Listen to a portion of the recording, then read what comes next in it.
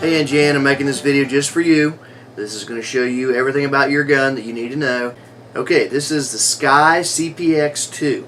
That's the name of your gun, and it is chambered in 9mm. 9mm is about the lowest round you'd want to go to still be pretty much guaranteed when you pull that trigger someone's going to die if you point it right at center mass. So, you know, if you go a little bit lower, 380 caliber, there's always a chance, and there's always a chance with any gun, but 9mm is the one everybody backs. Now, a couple things about your gun. It's got a polymer grip, and it's got a stainless steel slide. And the good thing about this stainless steel, the one we looked at in the gun shop, did not have a stainless steel slide. Every time you touch this, if this was not stainless steel, you'd have to get a cloth and wipe it because the grease will make this rust. But with your gun, you don't have to worry about that. You can touch it all you want and not worry about a thing because this is stainless steel. It should not rust. And this gun has a lifetime unconditional warranty on it. It is the rarest of all guns as far as warranties go. Doesn't matter even if you're not the first owner, which you are, but it doesn't matter. Anything at any time, they will replace it 100% free. So this gun is basically completely secure for life. If there's a problem, we'll get it fixed. I'm going to go ahead and take this lock off the front. That's something you won't see on a lot of guns, but when it came in the case, it came with this little lock system. It's got these little keys here. There's two of them. I would suggest leaving one with the gun and then putting another one somewhere secure, so that way you've got two of these in case you would happen to lose it. But I'm going to go ahead and just take the lock off, and I'll show you how to do that in person, but it's pretty simple. And personally, I would not even use this lock. The only reason you would want to use this is if you had someone in your house, maybe a younger child, and you wanted to put this lock on there and then put the key away, and that way they could not fire the gun. But in a self-defense situation, you would not want to have to fool with getting the keys, unlocking this thing. So this is how I would have you store the gun. And there is no safety on this gun, no manual safety. And that is a feature that I like, because you don't have one chambered in the round. Or, I'm sorry, you don't have a round chambered here. You know, there's a magazine that's going to be full. Right now it's empty because I'm just demonstrating this, but what you want to do is you want to load both your magazines. You've got two of them with this gun. So load both of them, and you're going to notice there is a grip on the bottom of this that gives a little bit of room for your pinky finger to make sure it gets on there. Now, if you want a smaller bottom, they send you two plates, so you can change this out if you want the little finger grip, or if you want the one without. This is the one without. That makes the bottom of the gun flat and smaller, so you could conceal this a little bit easier. You might be able to stick it in your pocket and get a little bit there, but it might be a little more difficult to finger grip it. But your hands may be small enough to you don't even need this. So we'll play around with that, but remember, you can switch that out at any time, and I'll show you how to do that. Okay, so again, the way we're going to store this gun, the way I suggest you store it, is have the magazine loaded and have it in the gun. So it's not ready right now. If I pull the trigger, nothing happens. As you can see, I can pull the trigger hard as I want. Nothing happens because there's not one inside the chamber anyways. Now, if I pull this back, it's going to stay back now because there's a magazine inside and it's empty. But if there was a shell in there, when you pull that back, it will chamber the round, and then it'll automatically slide forward.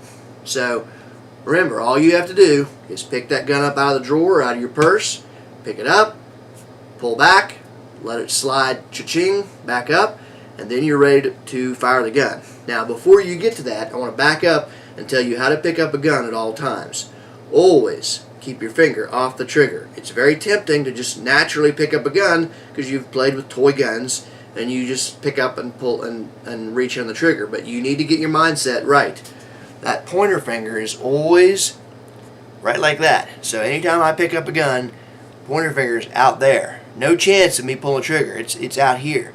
Now once I pull it up, and I rack the slide, now my finger automatically is going to slowly go back there and get ready. And of course there's nothing in here now. I'm going to go ahead and pull it. And one thing good about this gun, even though it doesn't have a manual safety up here, those just get in your way, trust me. But even though it doesn't have that, the trigger pull is a lot harder than most guns. Now, it's not hard that you can't do it. It's just hard enough to where you're not going to accidentally pull that trigger. You have to mean it. You know, when you put that out there, you have to mean it. Now, let's talk about your form when racking the slide. Because you can just reach forward and just pull the slide back like that. But that may be difficult for you. So let's show you the way I do it, and the way I would encourage anybody with a little bit weaker hands or weaker grip to do it. This lets you use both hands. So this hand, my right hand, is going to be pushing forward. So pushing forward with the right hand, and the left hand is going to pull back. So here we go. Right hand pushing forward, left hand pushing back. That lets me pull the slide back. So once again, I pick it up, whap. Now I'm ready to fire. Of course, it's not going forward because there's not a shell in there. But now I'm going to show you how to get this slide closed if you have it like this. As you see right here on one side is a little button. If you push down on that, it's going to let that slide go forward. Now, there's nothing wrong with doing it that way, but it's kind of loud, and if you were doing it hundreds and hundreds of times, it might be a little hard on your gun. And anytime you handle someone's gun, it's always respectful not to do that, because you know that's just not a good thing to do. You pick up someone's gun and then bam, you click it in like that. But the correct way to do it is, once you have it back, go ahead and use your hand and act like you're going to pull it back to rack the slide.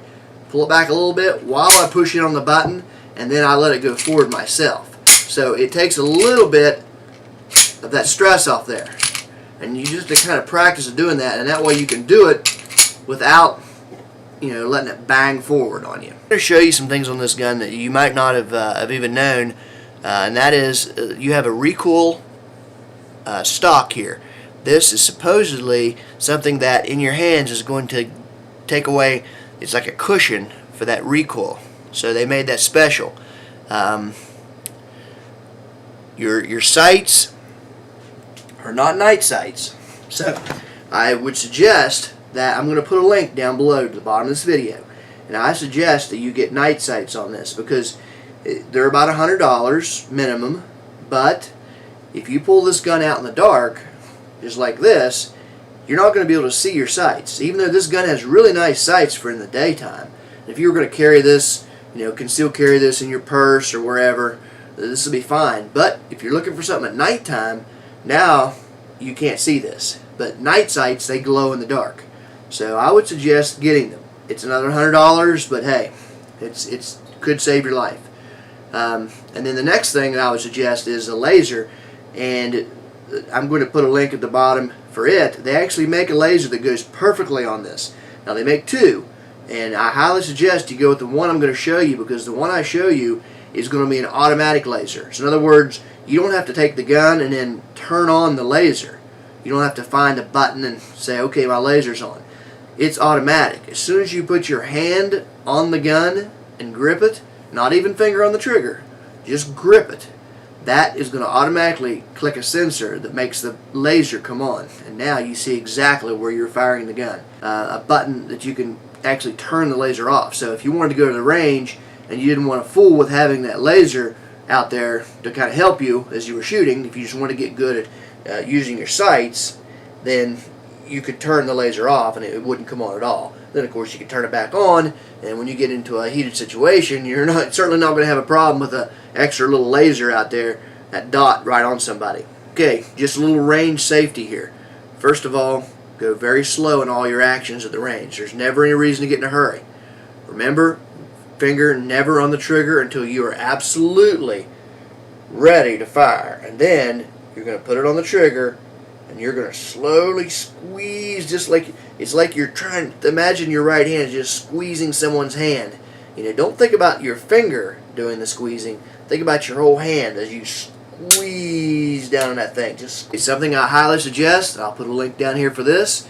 That is a pair of earmuffs. Now you can just wear regular earplugs. If it's just going to be you shooting at the range by yourself, then regular earplugs are fine. But if you want to have any kind of contact with those around you and be able to talk, remember, you won't be able to talk with that, so you'll constantly be taking your earmuffs or your plugs out of your ear. Well, these earmuffs solve that solution. They're only about 35 bucks, I believe. But what they do is they have a built-in little microphone, and you can actually turn this up and you can hear everybody around you even better than you can without the earmuffs. You can hear people from long off distances. But anyways, you can turn this up to whatever setting you like, but it's got an automatic feature built in to where if a noise is louder than 80 decibels, which is what could hurt your hearing, then it automatically cuts out that noise. So you can shoot your gun, but yet be able to talk and hear those around you. And, let's say there was a child running out in your line of sight or line of shooting, and someone was saying, hey, wait, stop. And if you just had hearing protection on, you wouldn't hear them. But with this, you will, and you're still protected because it's going to stop the sound of the bullet. So that's just some accessories. I would highly advise, obviously, this hearing protection. That's the first thing I would buy is these Howard lights, Impact Sport. Yeah, also at the range, make sure that if, say, you and Tom or you and anybody is going to go shoot your guns, only one person has their gun ready at all times. The other person could have theirs in a holster, or they could have it sitting off somewhere in a safe position, obviously. But never should both of you be out there firing away your guns at the same time. It's not safe, and I do not suggest that. So take your time. Obviously, once you get done shooting, put your gun in a safe area. Make sure it is unloaded, and then slowly look around and walk up to your target, inspect your target, come back, and do everything very slowly. Okay, I think that's it. I love the feel of this gun in my hand. I see why you liked it, so I'm probably going to get one myself. But it's going to be a fun little gun to shoot, I believe, and it could save your life. So be careful, and I highly suggest you also get your concealed carry permit.